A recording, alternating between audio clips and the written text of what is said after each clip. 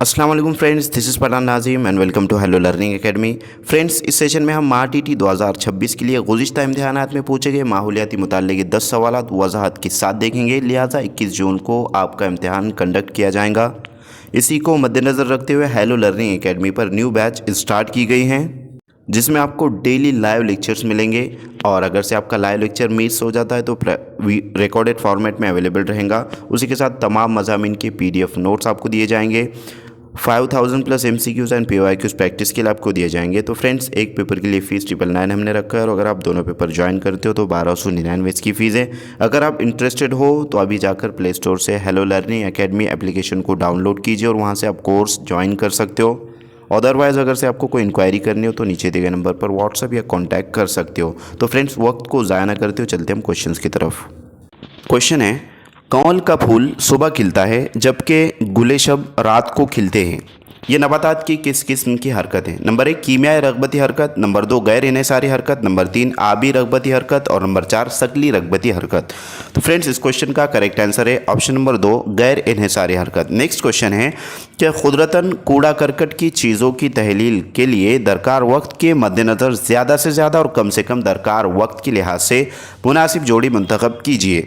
Number 1 thermocol लकड़ी, number 2 plastic चमड़े के जूते, नंबर 3 थर्माकोल चमड़े के जूते और नंबर 4 प्लास्टिक और लकड़ी। तो फ्रेंड्स, इस क्वेश्चन का राइट आंसर है option number first. Next question की तरफ बढ़ते अगला सवाल है कि दर्ज झेल में से मुनासिब बयानात मुंतखब कीजिए। अलिफ, हीरे पर तेज़ाब या अलकली का असर नहीं होता।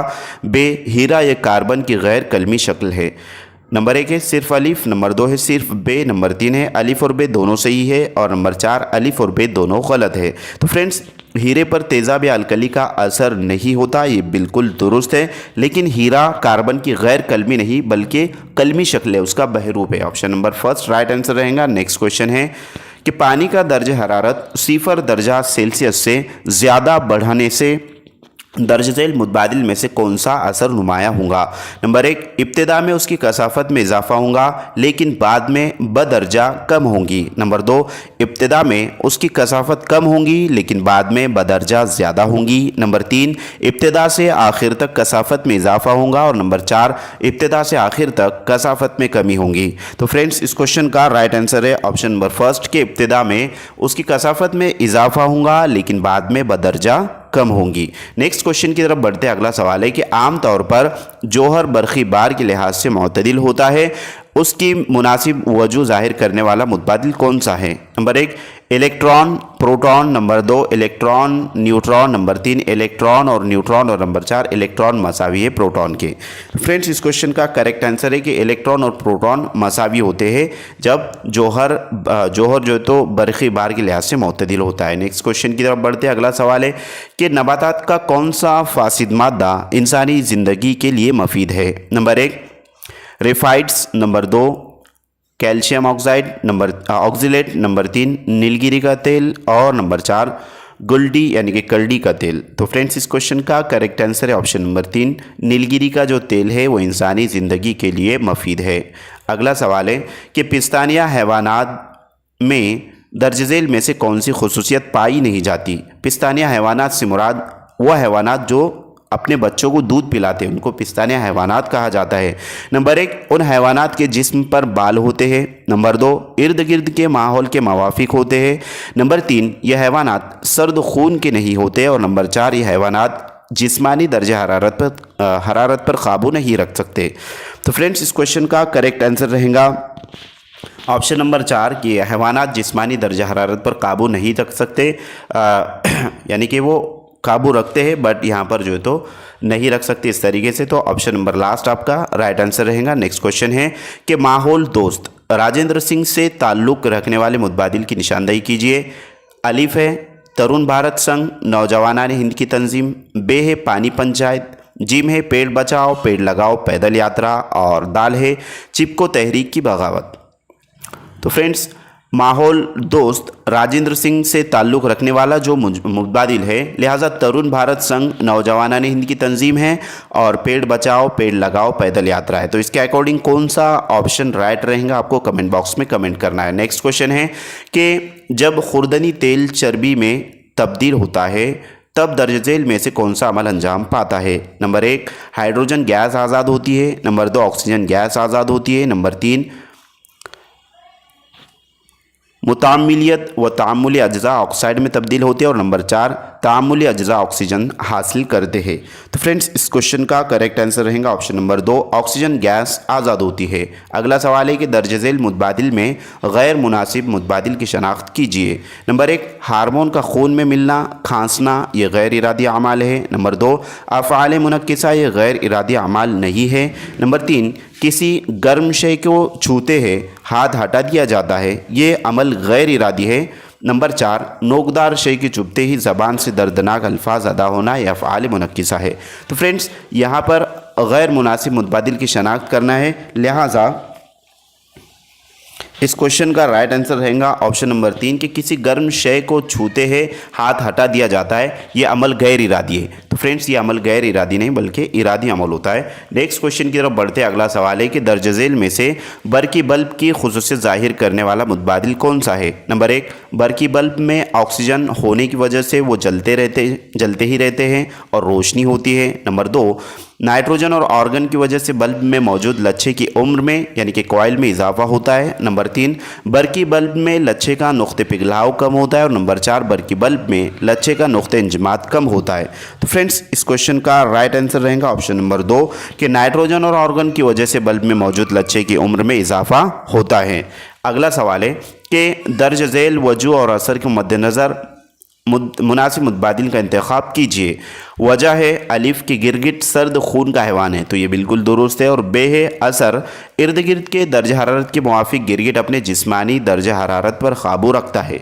तो फ्रेंड्स ये अपने जिस्मानी दर्ज हरारत पर जो है तो काबू नहीं रखता है। यहाँ पर option number first right answer रहेगा, सिर्फ अलिफ जो है तो सही रहेगा। नेक्स्ट क्वेश्चन है, अगला सवाल है कि दर्ज झेल में से कौन सी मिसाल अहमाल हरारत की नहीं है? नंबर 1 सतह समंदर से ज़मीन की जानिब खारी हवाओं का बहना। नंबर 2 कंदील की लौ जलते ही रहना। नंबर 3 शमसी हरारत का कुर्रे अर्ज़ तक पहुंचना और नंबर 4 चूल्हे पर रखे हुए पानी का गर्म होना। तो फ्रेंड्स इस क्वेश्चन का सही जवाब रहेगा ऑप्शन नंबर 3 की शमसी हरारत का कुर्रे अर्ज़ तक पहुँचना यानी कि ज़मीन तक पहुँचना। अगला सवाल है दर्ज झेल में से मुनासिब बयानात की निशानदही कीजिए। अलिफ आयोडीन अदाद है, बे अदादें चमकदार नहीं होती, तो आयोडीन अदाद है और अदादें चमकदार नहीं होती, ये दोनों भी करेक्ट है। जीम है आयोडीन चमकदार होता है, ये भी दुरुस्त है।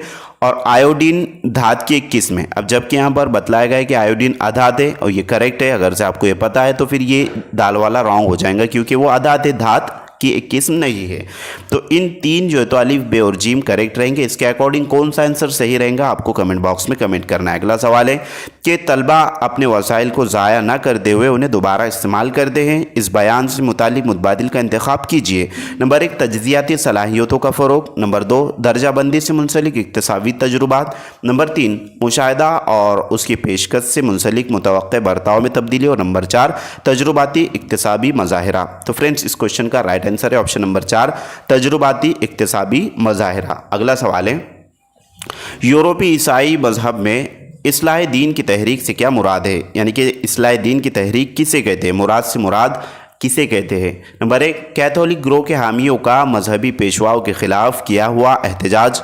नंबर 2 प्रोटेस्ट ग्रोह के माहियों का पॉप के खिलाफ किया हामियों का जो है तो पॉप के खिलाफ किया हुआ एहतजाज। नंबर 3 पॉप तरगीब से कैथोलिक ग्रोह के हामियों ने किया हुआ समाजी काम और नंबर 4 मार्टिन लूथर का पेश करदा इस्लाह दीन का एतराज़नामा। तो फ्रेंड्स इस क्वेश्चन का राइट आंसर रहेगा ऑप्शन नंबर 3 पोप तरगीब से कैथोलिक ग्रोह के हामियों ने किया हुआ समाजी काम। अगले सवाल की तरफ चलते हैं। नेक्स्ट क्वेश्चन है कि गोपाल हरी देशमुख से ताल्लुक़ न रखने वाला मुतबादिल कौन सा है? नंबर 1 हफ्ता रोज़ा अखबार दिग्दर्शन में शपथ पत्र की तहरीर। नंबर 2 लाइब्रेरी की तहरीक। नंबर 3 बेवाओं की शादी पर जोर और नंबर 4 लोक पटवारी उस नाम से तहरीर। तो फ्रेंड्स इस क्वेश्चन का करेक्ट आंसर है ऑप्शन नंबर फर्स्ट कि हफ्ता रोज़ा अखबार दिग्दर्शन में शपथ पत्र की तहरीर ये उनसे ताल्लुक़ नहीं रखता, लिहाजा ऑप्शन नंबर 2, 3 और 4 ये गोपाल हरी देशमुख से मुताल्लिक़ है। अगला सवाल है तंजीमी इदारा और उनके बानियों की मुनासिब जोड़ियों के मुतबादिल का इंतखाब कीजिए। तो फ्रेंड्स तंजीमी इदारा, तो 4 यहाँ पर जो है तो आपको इदारे दिए गए। अब उनके बानी यानी कि किसने उसकी बुनियाद रखी है उससे मुतालिक क्वेश्चन पूछा गया है। लिहाजा फर्स्ट है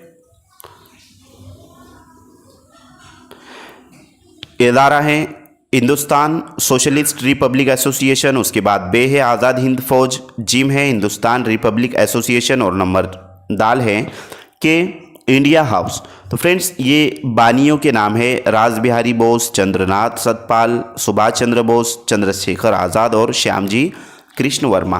तो फ्रेंड्स इसके अकॉर्डिंग जो है तो हम देख लेते हैं कि जो हिंदुस्तान सोशलिस्ट रिपब्लिक एसोसिएशन जो है, लिहाजा इनके बानी है चंद्रशेखर आज़ाद। उसके बाद है बे आज़ाद हिंद फौज के जो बानी हैं राज बिहारी बोस है। अब अक्सर स्टूडेंट्स यहाँ पर कंफ्यूज हो जाते हैं कि सुभाष चंद्र बोस है। तो फ्रेंड्स सुभाष चंद्र बोस जो है तो उनकी सरबराही में यानी कि आज़ाद हिंद फौज अंजाम पाई, बट उसके जो बानी है राज बिहारी बोस है। हिंदुस्तान रिपब्लिक एसोसिएशन जो है, लिहाजा इसके बानी सचिंद्रनाथ सतपाल है और इंडिया हाउस के बानी श्यामजी कृष्ण वर्मा है। तो इसके अकॉर्डिंग करेक्ट आंसर रहेगा ऑप्शन नंबर 3। अब इसको बाद में चेक कर सकते हो। नेक्स्ट क्वेश्चन की तरफ चलते हैं। अगला सवाल है